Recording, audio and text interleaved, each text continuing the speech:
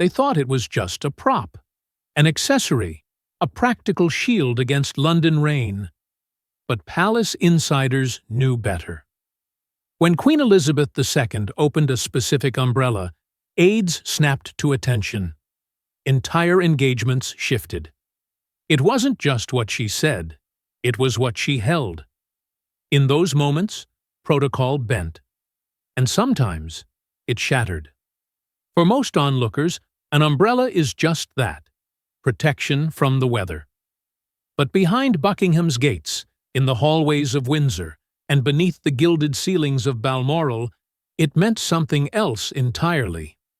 The Queen's umbrella, depending on its color and how it was held, became a code. A secret dialect passed silently between monarch and court. When conversations dragged, when the press pressed too hard, or when a guest crossed a line without knowing it, Elizabeth didn't raise her voice. She simply shifted her grip or unfurled the wrong umbrella. And suddenly, everything changed. Aides were trained, meticulously, to read the Queen's umbrellas as others might read a diplomatic memo. A pale green signaled mild discomfort. Navy meant she was losing patience. But black was final. That was the curtain, a phrase whispered between senior staff members when they spotted it. She's pulled the curtain. It was the unspoken order to clear the room, reset the tone, or, in some cases, cancel the remainder of the day's appearance. It wasn't just about her comfort. It was control. Silent, absolute control. One of the most infamous instances occurred in 1983 during a state visit to Canada. Officially, the Queen's shortened appearance at a diplomatic luncheon was attributed to sudden fatigue, but palace sources claimed something else entirely. Elizabeth had arrived in soft gray, smiling, composed. But when she re-emerged from a private hallway holding a sleek black umbrella under a cloudless sky, her handlers knew. The speech was skipped. Photos were cancelled. A subtle scandal had been averted. And the foreign minister who had privately questioned her authority behind closed doors? He was never seen again on the official schedule. The media never caught it. They called her umbrellas elegant or charming accessories, missing what they truly were: royal weapons, instruments of soft power, capable of cutting a conversation mid-sentence or dismantling a moment with nothing but fabric and a steel frame. It was a game of shadows, and Elizabeth played it better than anyone. Foreign dignitaries, especially those attuned to visual symbolism, began to understand and fear her subtle choreography. An ambassador once remarked in a leaked cable that the Queen speaks most clearly when she says nothing at all. And those closest to her, the ones who survived decades in her service, knew that was true.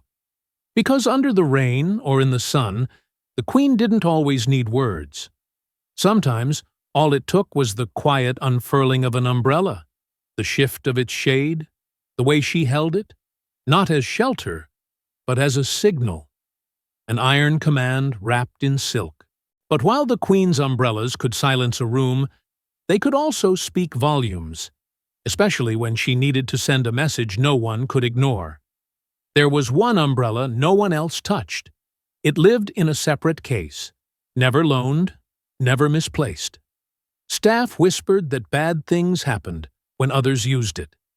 And after one scandal in the 90s, the Queen made it silently clear: no royal but her was ever to carry it again.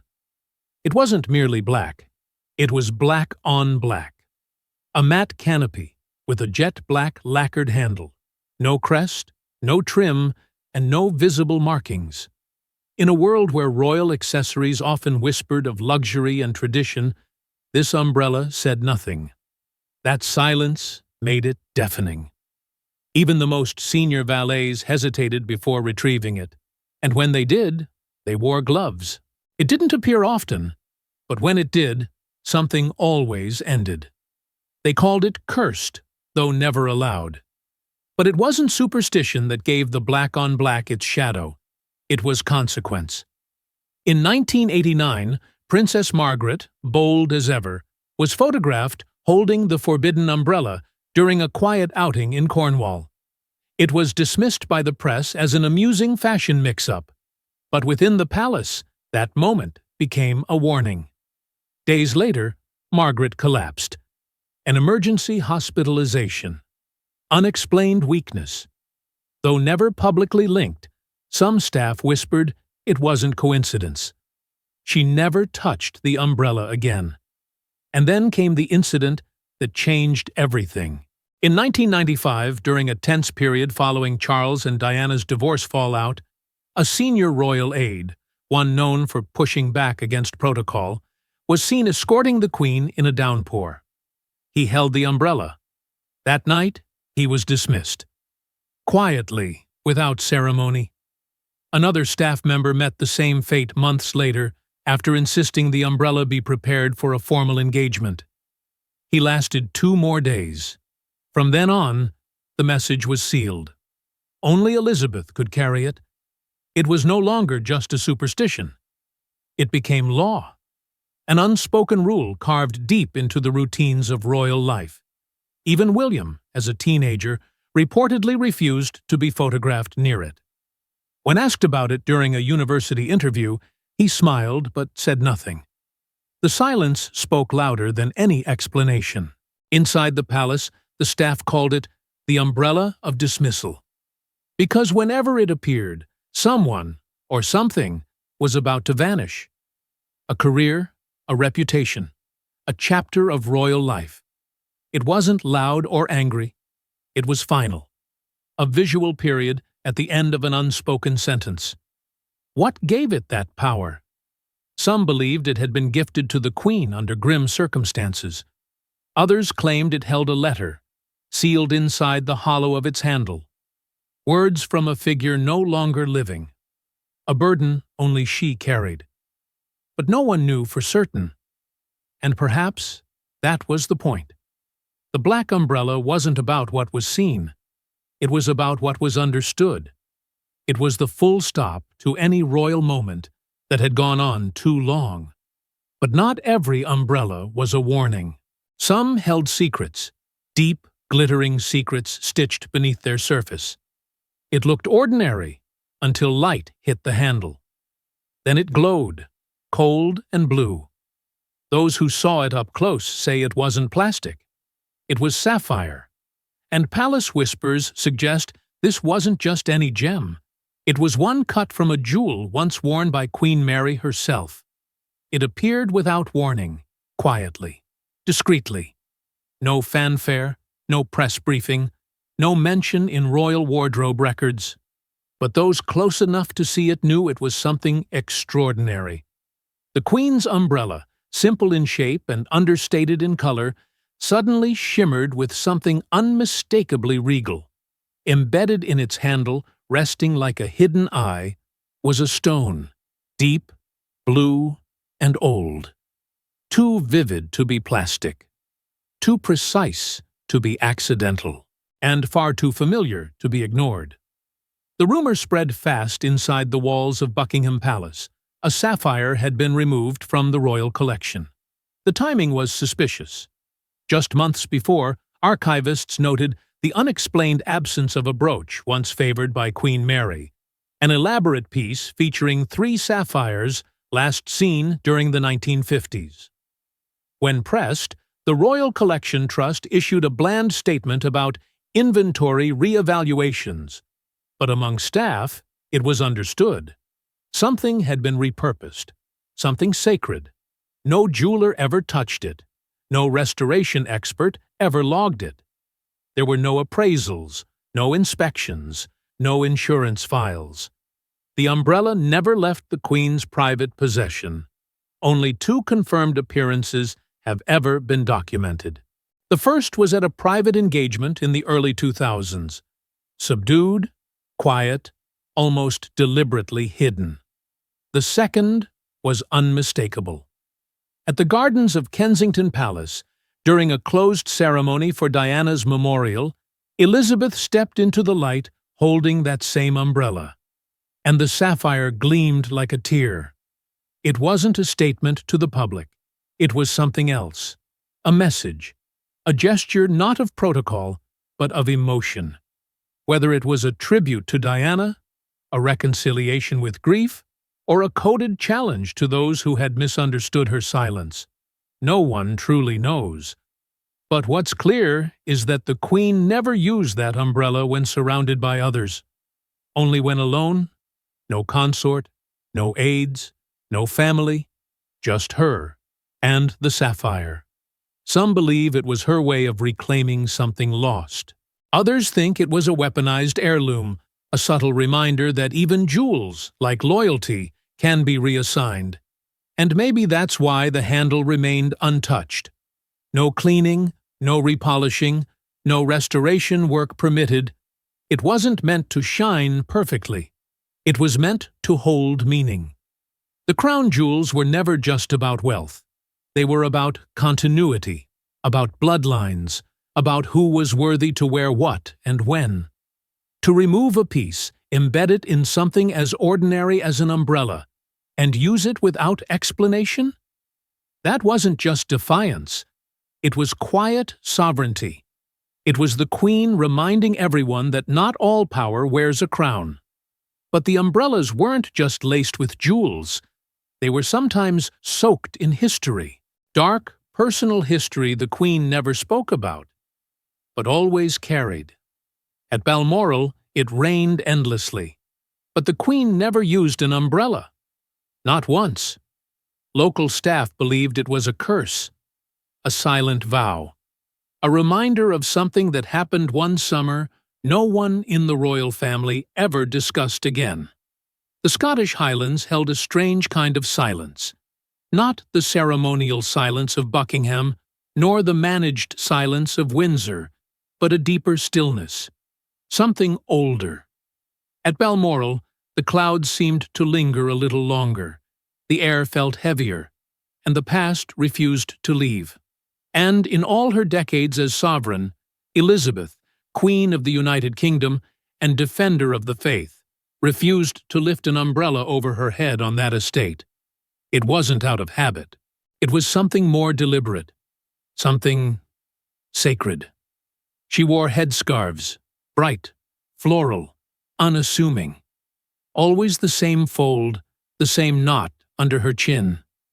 But never an umbrella, even when rain poured in sheets, even when the hills ran slick with mud and the photographers kept their distance. She walked unshielded. Staff never dared to ask why. They already knew. The Queen's avoidance wasn't personal. It was ritual. The whispers began decades earlier.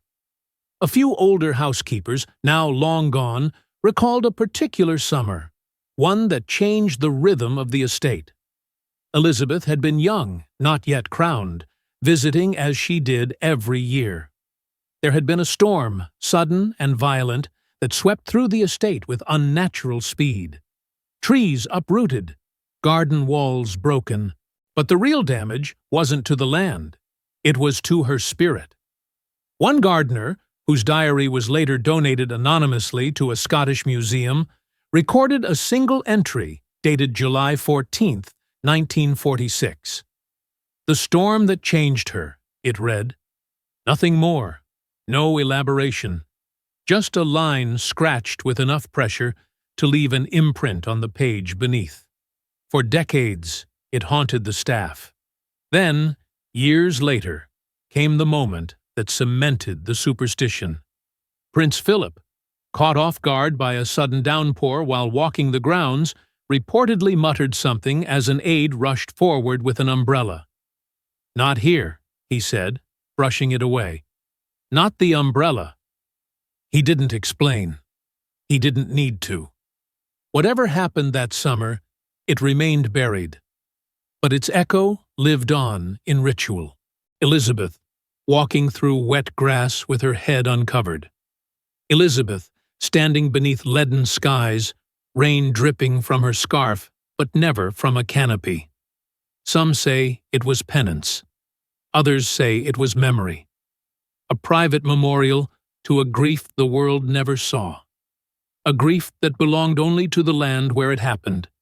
And perhaps that's why the Queen kept returning, year after year, not to escape, but to remember, to walk the same paths, to feel the same drops.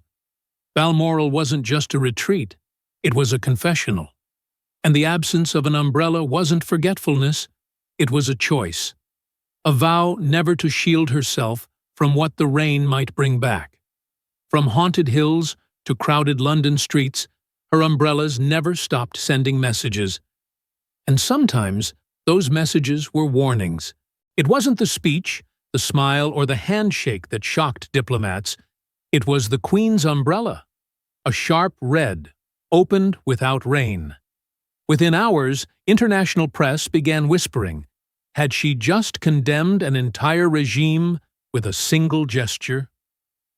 In the carefully choreographed world of statecraft, every second is scripted, every move vetted, every color chosen with precision.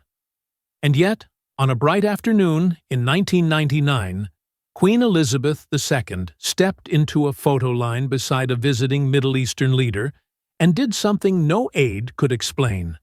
She held a vivid red umbrella, open, defiant, and utterly unnecessary beneath a cloudless London sky. It took the delegation a moment to notice. But once they did, the tension was unmistakable. Red has always meant something in the royal lexicon. It is not neutral. It is not quiet. In centuries past, it symbolized blood, war, judgment. In more recent decades, it stood for royal displeasure, a warning, a protest draped in elegance. That day, it did not blend in with the Queen's soft wardrobe. It did not match the leader's ceremonial colors. It stood out. A challenge in fabric form. What followed behind closed doors remains tightly sealed. But those close to the meeting say that tempers flared. The visiting leader, known for his brutal treatment of political dissidents, had reportedly insisted on bypassing customary security protocols. Elizabeth had complied publicly, but privately, she had already decided what would be said and what would not. Senior aides confirmed later, in hushed tones, that the umbrella was not a wardrobe mistake. It had not been handed to her in error. It had been selected from her personal collection, removed from its case by the Queen herself. No valet had touched it. No assistant had advised her. And perhaps most tellingly, she never opened that umbrella again. There was no press statement, no retraction, no clarification. But the signal had been sent, loud and clear. The message wasn't in words, it was in silence, sharpened by symbolism. And while the leader in question completed his visit, many noticed he departed earlier than expected. Trade talks stalled. Joint press engagements were quietly cancelled. And weeks later, a planned reciprocal visit never materialized. Elizabeth was known for her restraint, for speaking through presence, not pronouncement. But in this moment, the restraint became its own form of retaliation. A warning cloaked in tradition. A protest without protest. And in a world where silence can be mistaken for compliance, the Queen made sure that silence had color. And that wasn't the only time her umbrella said what she could not. Some of them were designed for silence, and that silence could be devastating. 3 umbrellas disappeared from the palace collection. No record, no statement. One vanished after a royal death. Another after a scandal. The third, after Elizabeth made a private visit to someone she hadn't seen in decades. What did she carry, and why was it hidden forever? For an institution obsessed with documentation, the British monarchy is surprisingly good at letting certain things vanish, especially when vanishing serves a purpose. Among the most closely watched inventories in the royal household is the catalogue of ceremonial objects and personal accessories. Each item logged, tagged, accounted for. But if you study the updates from 1997 2002, and 2018 side by side, a pattern emerges. 3 umbrellas are missing. All unique. All once photographed. All gone without explanation. The first was last seen during one of the most emotionally charged moments in modern royal history, Princess Diana's funeral. It was a black umbrella trimmed in silver, one that Elizabeth carried as she stood before the mountain of flowers outside the palace gates. She held it briefly, then handed it off. Staff noted it was returned to the collection later that day. But days later, it vanished. Not misplaced, removed, pulled from the vault, stripped from the records, and never seen again. Some believe it was buried with a handwritten note inside the handle. A final reconciliation between 2 women who never truly found peace in life. The second disappearance followed an entirely different storm. In the wake of Prince Andrew's disastrous fall from grace, the Queen appeared only once at a private church service with her embattled son. The umbrella she carried was deep navy, a color she rarely used, and bore a gold crest etched so faintly it was nearly invisible. She didn't speak to reporters. She didn't linger. And that umbrella, photographed by the press, was quietly absent from all records afterward. Whispers inside the palace suggest it was destroyed. Others say it was hidden in a place reserved for artifacts unfit for public memory. But the third disappearance is the most perplexing of all. In 2018, Elizabeth requested a completely unscheduled visit, private, off the books, to a remote property once owned by the Duchess of Windsor. No press were informed, no aides briefed. Only a small convoy moved through the countryside that morning. A staffer later claimed she saw the Queen emerge with a simple ivory-handled umbrella, wrapped in cloth. It was never photographed, never described in any official capacity. And yet, weeks later, that umbrella too had vanished from inventory, quietly erased. The Royal Collection Trust refused to comment on all 3 cases. Internal requests for clarification were met with a phrase now infamous among palace staff: held off record. What that means exactly, no one outside the highest levels knows. But one former archivist claimed there is a private vault beneath Windsor Castle, labeled with a chilling inscription: unviewable objects. Many believe that's where the umbrellas rest now, sealed away alongside other forgotten relics that tell stories no one dares to revisit. Because the umbrellas may be gone, but their shadows remain.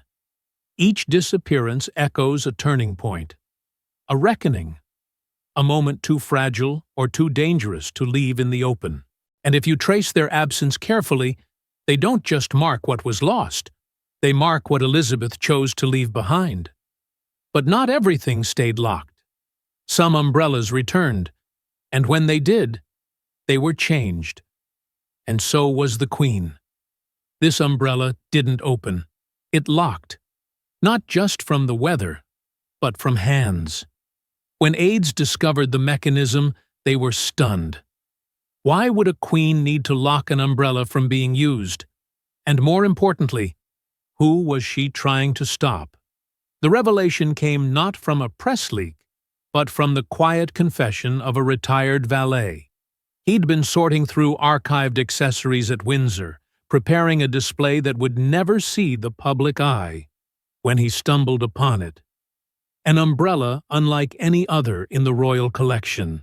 Elegant, unassuming, but engineered with an unsettling precision. It didn't simply close, it sealed. A twist of the handle activated a hidden lock, rendering it unusable to anyone who didn't know the sequence. It wasn't an accident. It was design with intent. And it left one disturbing question lingering in the air. Who was the Queen trying to keep out? It dated back, reportedly, to the earliest years of Elizabeth's reign, a time of transition, a time of shadows. The post-coronation era was rife with political instability abroad, personal tension at home, and the ever-present threat of impersonation. Yes, even for a monarch. Whispers of forged appearances, intercepted signals, and staged miscommunications haunted the palace halls. Elizabeth's public image was everything, and in those first fragile years, even her silhouette had to be protected. Some believe the umbrella was crafted after a specific event, never officially acknowledged, when an individual was caught backstage at a royal engagement attempting to mimic the Queen's gestures. The implications were devastating. If someone could impersonate her with enough precision, they could shift diplomatic winds, undo months of carefully layered protocol. After that, the Queen insisted on subtle security innovations. The umbrella, it seems, was one of them. It was never used at garden parties or casual strolls. This device appeared only at tightly controlled, high-risk public events, large crowds, foreign dignitaries, heightened security. Events where visibility was high but vulnerability was higher. If you saw the Queen carrying an umbrella and it never opened, it wasn't because she didn't need it. It was because she didn't want anyone else using it. What's even more chilling is how few staff knew it existed. Only a select handful were told of the locking mechanism. It had no official documentation, no notation in the Royal Collection archives. One security officer admitted the Queen used it as a signal, an internal code of distress. If she held it in a particular way, doors would be locked, protocols triggered, entire operations rerouted. Whether it was an act of paranoia or of absolute control, one truth remained. Elizabeth didn't trust everyone with access to her image, or her silence. This umbrella wasn't about shielding from the rain, it was about shielding from manipulation. It was about maintaining the illusion of invincibility, even when trust was in short supply. And while some umbrellas locked others out, one did the opposite. One was a door. When the Queen Mother passed, her private vault was opened. Among photos and jewelry, they found something unexpected. An umbrella, wrapped in lace, sealed in a locked chest. It wasn't hers. It was Elizabeth's, and it hadn't been seen in public since 1953. In a family defined by duty, ritual, and symbolism, very little is truly forgotten. But some things are quietly hidden, tucked into corners where only memory dares to go. The vault was meant to preserve legacy. Portraits, pearls, letters that would never be read aloud. But what lay inside that lace-wrapped bundle was not heirloom or ornament. It was history, frozen in grief. The umbrella had no royal crest, no inscription, just a fine silk canopy stretched over bones of steel. It was unmistakably hers, Elizabeth's. And the last time anyone saw it open, she had just become queen. It was the first public outing following her father's death. The crowds were thick with anticipation, the air with mourning. Elizabeth, newly crowned by title but not yet by ceremony, stepped into the drizzle carrying this umbrella. Modest, restrained, yet deliberate. No jewels, no grandeur, just something that felt safe. Something ordinary to cloak the extraordinary weight that had just been placed on her shoulders. For that single day, it became part of her, but only for that day. She never used it again. No one knew why the Queen Mother kept it, or how it even came into her possession. Theories bloomed like mold on damp stone. Some claimed the Queen had given it to her in a moment of silent collapse, unable to bear the sight of it again. Others believe it was taken, quietly, respectfully, by the Queen Mother herself, who recognized what it represented. Not power, but fear.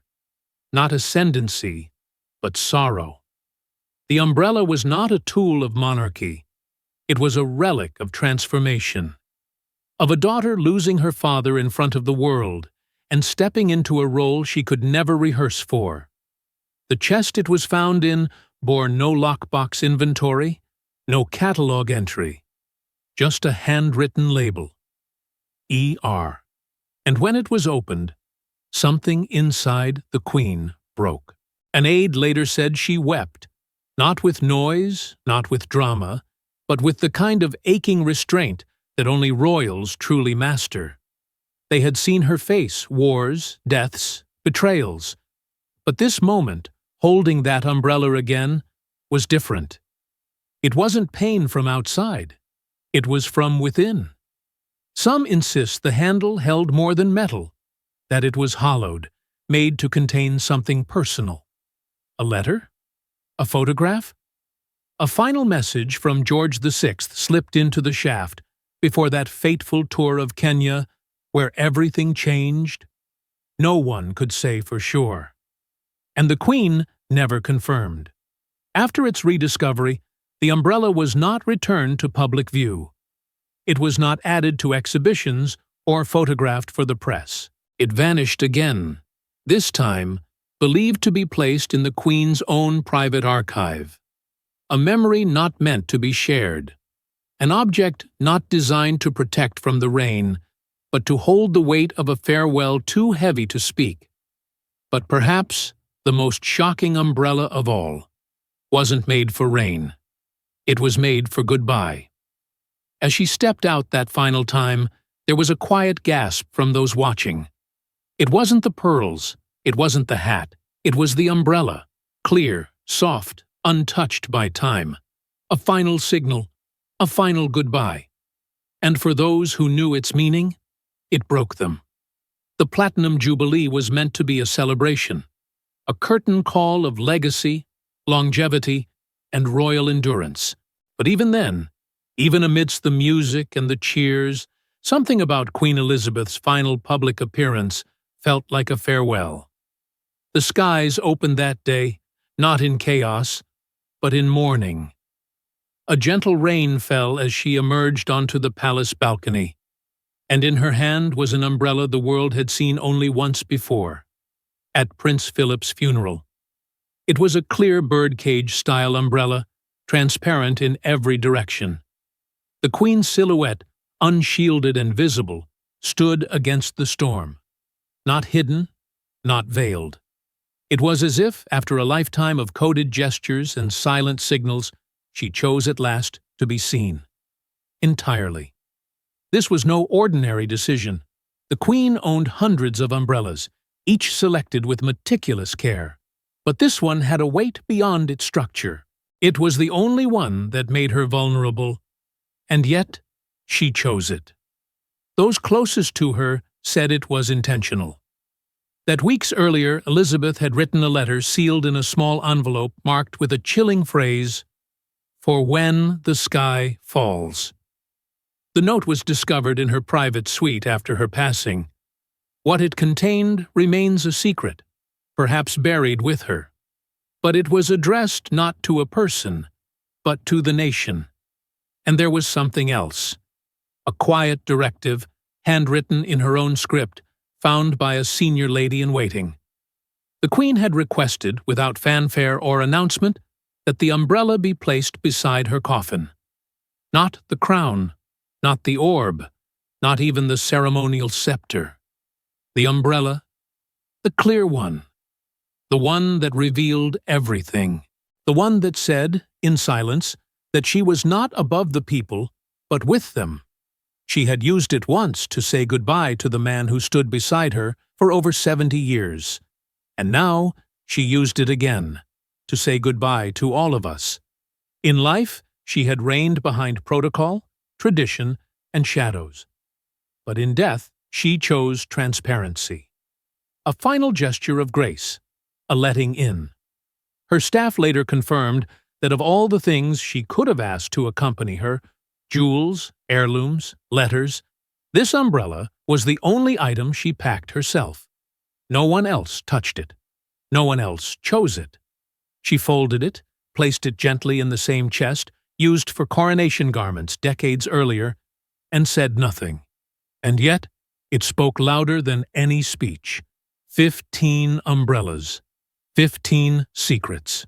But together, they tell one story of a woman who ruled in silence and reigned in shadows.